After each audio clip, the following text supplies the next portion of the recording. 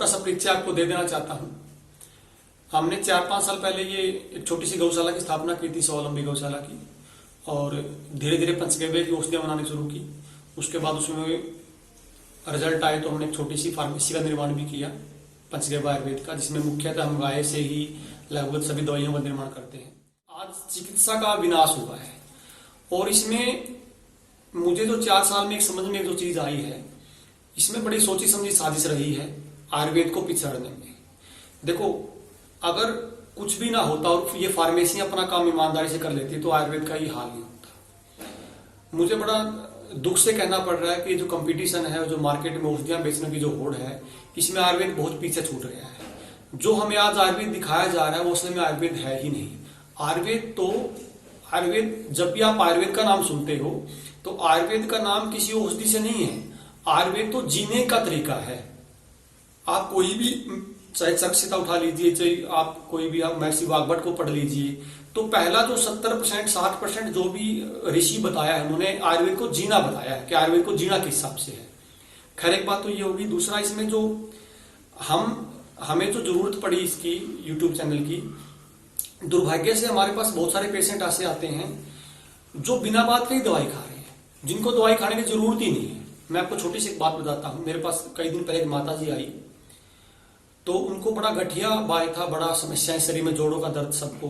तो मैंने पूछा, माता जी आपको कितने साल से दिक्कत है? उसने कहा, बेटा मुझे 10 साल से दिक्कत है और बहुत ज्यादा दिक्कत है। तो मैंने जब उसकी दिनचर्या के बारे में उससे पूछा, माता जी आप सुबह सब्जी वगैरह खाते हो क्या ऐसे रात की? उसने कहा, बेटा खा लेते हैं। उसने कहा, वो तो हम 3-3 दिन पुराने भी खा लेते हैं, फ्रिज में रखी, उसमें कुछ बिगड़ता नहीं है, वो तो फ्रिज में रखी हुई है। मतलब हमारा जो ज्ञान है जो आयुर्वेद का, वो कोसों दूर छूट गया है, और जहां दवाई की जरूरत ही नहीं है। मुझे अचंभा इस बात का हुआ कि जो माता 10 साल से दवाई खा रही है, वो पता नहीं 20 डॉक्टरों के पास गई होगी, 20 वैद्यों के पास गई होगी, उसको किसी ने ये नहीं बताया कि वायु का रोग बासी भोजन से आता है। वो बेचारी एक दिन बना के सब्जी 4-4 दिन खा रही है फ्रिज में रख के, उसको 10 साल में कोई ये बताने वाला नहीं मिला, माता जी आपको बीमारी ये खाने से है, दवाइयों से क्या करोगे? तो बड़ा दुख इस बात का होता है। कई बार तो ऐसी छोटी छोटी घटनाएं होती हैं। कई बार महिलाएं बोलती हैं, जी हम तो घी खाते हैं, घर का घी खाते हैं। मैंने पूछा, जी घी कैसे बनता है? उसने कहा, जी घी तो एक ही तरह से बनता है। वो जो मलाई इकट्ठा करके रात को मलाई उतारते हैं और मलाई को इकट्ठा करके कढ़ाई में बनाते हैं, वही घी होता है। उसने मुझसे पूछा, और भी कोई विधि है घी बनाने की? मुझे बड़ा अचंभा हुआ कि जो असली विधि थी घी बनाने की, उसको ही पीछे छोड़ दिया आपने। घी बनाने की हम लोगों ने पत्ती डेवलप कर ली और पता भी नहीं लगा। समाज में से सही चीज कब छूट गई हमें पता नहीं लगा। तो राजीव भाई जो बताते थे कि जो आपका जो रसोई घर है उसको आपने उस जगह बनाना है, वो कोसों दूर छूट गया है। तो मैं इस यूट्यूब चैनल के माध्यम से एक छोटे से प्रयास करूंगा, ताकि जो लगभग मुझे ऐसा लगता है कि 60 से 70% बीमारी तो ऐसी हैं जो रसोई घर की वजह से ही दवाई खाई जा रही है, जिसमें रसोई घर अगर ठीक आप अपना आप कर लोगे तो आप उसमें से बिल्कुल आसानी से ठीक हो जाओगे।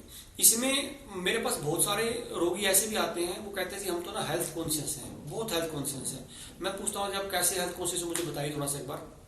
उसने कहा, जी हम देखो, हम क्या नाम है, बासी नहीं खाते। मैंने कहा, जी बहुत अच्छा बासी नहीं खाते। उसने कहा, हम चाय भी नहीं पीते। मैंने कहा, जी बहुत अच्छा चाय भी नहीं पीते। तो उसने कहा, जी हम तो है ना मीठा भी नहीं खाते। मैंने कहा, जी ये किसने कहा मीठा नहीं खाना? उसने कहा, जी हम घी भी नहीं खाते, हमने घी भी छोड़ दिया कभी का। तो मुझे बड़ा अचंभा हुआ, ये हेल्थ कॉन्शियस कहां से डेवलप होगी समझ नहीं आता। बे मीठा बंद कर दिया, घी बंद कर दिया, ये अवेयरनेस कहां से आई? आयुर्वेद में तो ऐसा कोई जिक्र नहीं है। आयुर्वेद में जो मधुर रस बताया है वो सबसे पहले खाने के लिए बताया है। अब पता नहीं कहां से ज्ञान लोग ले रहे हैं, उसको हेल्थ कॉन्शियस का नाम दे रहे हैं, जिससे मतलब संपूर्ण शरीर का विनाश हो रहा है। तो उन लोगों को जो आयुर्वेद को फॉलो तो करना चाहते हैं, आयुर्वेद से जीना तो चाहते हैं, परहेज रखने में विश्वास करते हैं, वो भी पता नहीं कहां से क्या ज्ञान उनको परमात्मा, पता नहीं कहां उनको ज्ञान भटक जाते हैं वो लोग। उनका ज्ञान ही अजीब अपने आप में एक बिना समझी ना समझी में अपने एक भ्रांतियां पाल लेते हैं। तो मुझे लगता है, जो व्यक्ति भी आयुर्वेद को चाहता है, जो अपने आप को स्वस्थ बनाए रखना चाहता है, वो अपने आप को आयुर्वेद को समर्पण कर दे, तभी रास्ता निकलेगा। आप अपनी थ्योरी को ही लगाओगे तो संकट आएगा। जैसे इसमें एक छोटा सा विषय, आज एक काम करते हैं, इसमें लंबा ना हो जाए वीडियो, एक छोटा सा विषय घी का ही ले लेते हैं। चलो घी का जिक्र हो गया, एक छोटा सा विषय घी का ले लेते हैं। आयुर्वेद में घी के बहुत अद्भुत गुणों का वर्णन किया गया है।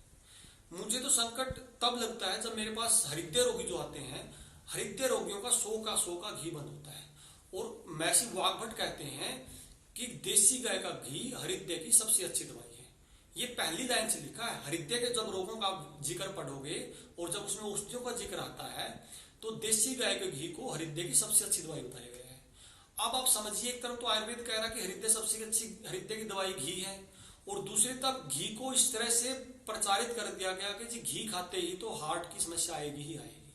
अब देखो, इसमें जो समझने वाली चीज है, इसमें दो चीज समझने वाली है। घी का मतलब घी हो, वो घी आप कभी भी घी, देखो घी की एक ही पत्ती है। आप दूध गर्म करोगे, उसमें जामुन लगाओगे, उससे दही बनेगी, दही को मथ के मक्खन बनेगा, और मक्खन को तपा के घी बनेगा। एक ही पत्ती घी बनाने की है। दूसरी पत्ती का आयुर्वेद में जिक्र है, एक छोटा सा, क्रीम का घी। क्रीम का घी का जो गुणधर्म बताए वो आंखों के लिए अच्छा है, कुछ चीजों में अच्छा है, लेकिन जो संपूर्ण वैदिक घी जो है वो आपका जो प्राचीन पत्ती, जो आप भी आज के घरों में बनता होगा बहुत सारे लोगों पे, वो दुर्भाग्य से गांव में तो पत्ती बची है, वो शहरों में पत्ती नष्ट हो गई। आप जो ये लोग सोचते हैं कि आप मलाई इकट्ठा करके दूध का जो घी बना रहे हो कढ़ाई में, वो बटर ऑयल की श्रेणी में आता है, वो घी की श्रेणी में नहीं आता। वो घी बाजार से तो अच्छा हो सकता है, लेकिन वो घी घी की श्रेणी में नहीं आता। तो सबसे हाथ जोड़ के निवेदन है, घी के जो गुणधर्म की बात मैं बता रहा हूं, घी वात का नाश करता है, पित्त का सबसे अच्छा नाश करता है। देखो, आप लोगों ने वात पित्त कफ के बारे में बहुत अच्छे से सुना होगा। अगर मैं पित्त की बात करूं तो पित्त का जहां भी जिक्र आता है आयुर्वेद में सबसे अच्छी औषधि पित्त की देसी गाय का घी है। पहली औषधि जो स्थान आता है वो देसी गाय के घी का आता है। तो बाकी सारी औषधियों का जिक्र बाद में आता है। तो घी पित्त का बहुत समन करता है, वायु का भी समन करता है, हाँ कफ बढ़ाता है। तो ऐसे रोगी, कफ बढ़ाने का मतलब ये नहीं कि आपको बिगाड़ी कर देगा, कफ भी एक समय तक कफ बढ़ाता है, वो मेद बढ़ाता है। आयुर्वेद कहता है कि मेद बढ़ाता है। देखिए, इसमें भी थोड़ा सा संशय है। मेद का मतलब ये भी नहीं है कि घी हमेशा मोटापा, देखो घी का जो है, घी 8 तरह के घी का जिक्र किया हुआ है। भैंस का है, गाय का है, आपका बकरी का है, बहुत 8 तरह का घी का जिक्र है। इसमें से मैं जो बात कर रहा हूँ देसी गाय के घी की बात कर रहा हूँ। बुरा भैंस का घी भी नहीं है, लेकिन भैंस का घी उस व्यक्ति के लिए है जो फिजिकली वर्क करता हो। भैंस का घी ऐसा अछूत है, वो कहीं नहीं लिखा है। देसी गाय का घी बच्चों के लिए, बूढ़े के लिए, हार्ट के रोगों के लिए, सबके लिए अद्भुत है, ये ध्यान रखना। और घी मेद बढ़ाता, मेद का मतलब ये नहीं कि आपको मोटा कर देगा। देसी गाय का घी अगर आप पतले हो तो आपको मोटा कर देगा, मतलब आपका जो वेट है वो मेंटेन रखेगा। हमने बहुत सारे रोगियों को अनुभव किया है, जो मोटे रोगी थे, हमने को घी भी दिया तो घी खाते खाते भी उनका मोटापा कम हुआ है। तो घी का जो बारे में भ्रांतियां हम अगली वीडियो में कोशिश करेंगे। जो लोग शहर से हैं, जिनको घी बनाने का नहीं पता है, क्योंकि कुछ लोगों से मेरी बात होती है, वो कहते हैं जी हमने ऐसे दही बना के राई लगाई थी, उसमें मथनी लगाई थी, लेकिन घी निकला नहीं। इसमें क्या है, कुछ जैसे पानी कब डालना है, कितना डालना है, किस मौसम में कितना पानी डालता है, वो एक विधि है। वो अगर संभव हुआ तो मैं अगली वीडियो में आपको घी बना के दिखाऊंगा, और किस मौसम में कितना लगभग पानी डालता है वो आपको मैं बता पाऊंगा। तो घी के बारे में जो मैं बता रहा था आपको, हृदय की सबसे अच्छी दवाई है, पित्त का नाश करता है, वायु का नाश करता है, कफ बढ़ाता है। तो जो रोगी थोड़ा सा वैसे कफ बढ़ाता है, लेकिन आयुर्वेद कहता है ये सांस के रोगियों के लिए बहुत अद्भुत है, काश रोग के लिए बहुत अद्भुत है। तो इसका थोड़ा फॉर्मुलेशन चेंज करके आप इसको घी को खा सकते हो, ठीक है। और जो घी है, घी पेट साफ करने में बहुत, देखो एक सोचिए एक बात है, जब व्यक्ति घी खाना छोड़ दे तो फिर वो कहता है मुझे कब्ज हो गई। तो जिस व्यक्ति ने घी खाना बंद कर दिया तो उसको कब्ज तो लाजमी है, उसकी जो आंत सूख जाएंगी बिना घी के, तो कब्ज तो होगी ही होगी उसको। तो बहुत सारे रोग हैं जो घी ना खाने की वजह से आते हैं। तो मैं आप लोगों से हाथ जोड़ के निवेदन करूंगा कि घी को ऐसा छूत मत कर दीजिए। शुद्ध घी कहीं से मिलता हो आप, या अपने आप घर में बना सकते हो, तो घी बहुत अद्भुत चीज है। हाँ, घी में एक चीज वो छोटी सी रहेगी, जो आपने मक्खन का मैं जिक्र कर रहा हूं, जो तपा के आपने पहले मक्खन बना, मक्खन के गुणधर्म का भी आपको मैं आदि बता देता हूं। मक्खन जो ताजा मक्खन होता है वो त्रिदोष कारक होता है, सॉरी त्रिदोष नाशक होता है। तो जो ताजा मक्खन है वात पित्त कफ तीनों का नाश करने वाला होता है, फिर भी हल्का सा कफ हल्का सा बढ़ाता है, ज्यादा नहीं बढ़ाता है। और मक्खन के बारे में हमेशा आयुर्वेदिक बात कहता है कि मक्खन को ताजा ही खाया जाता है। जैसे मान लीजिए आज आपने मक्खन बनाया तो उसको आज ही खाना होता है। आज मक्खन खाओगे तो त्रिदोष नाशक है, और वही मक्खन अगर आप कल को खाओगे तो त्रिदोष कारक है, मतलब तीनों दोषों को पैदा करने वाला है। तो जो भी लोग ताजा मक्खन बनाते हैं वो ध्यान रहे कि मक्खन को कभी स्टोर मत करना भूल के, मक्खन को ताजा ही खाया जाता है। हाँ, घी जो बताया खाने के लिए, घी ताजा 3 महीने तक का बहुत अद्भुत खाने में, 3 महीने तक का जो ताजा घी है वो खाने में बहुत अद्भुत होता है। उसके बाद जो पुराना घी होता है वो दवाइयों के रूप में ज्यादा उपयोगी है।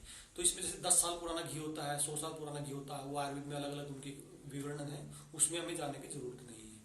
तो इस तरह से जो वीडियो जो हमारे बनाने का जो हमारा वजह है वो यही है कि जो हम छोटी छोटी बातें हमने छोड़ दी हैं, जिसकी वजह से हम बिना बात के बीमार हुए जा रहे हैं, तो उनसे मतलब वो छोटे छोटे विषय स्पष्ट हो सकें। तो इस हमारा मेन पर्पज वीडियो बनाने का यही है। और इसमें हम सबसे पहले तो जैसे आज घी का किया है, अगले वीडियो में छाछ का, दही के, इनको गुण धर्म का विवरण करेंगे। और धीरे धीरे हम पूरी दिनचर्या पे, ऋतुचर्या खासकर सब धातु के विज्ञान पे, इन सब का बारी बारी आयुर्वेद में जो भी सरल भाषा में आपको समझा पाएंगे, जो हमने आज तक सीखा है और समझा है, तो आपको छोटी छोटी वीडियो के माध्यम से आगे बता पाएंगे।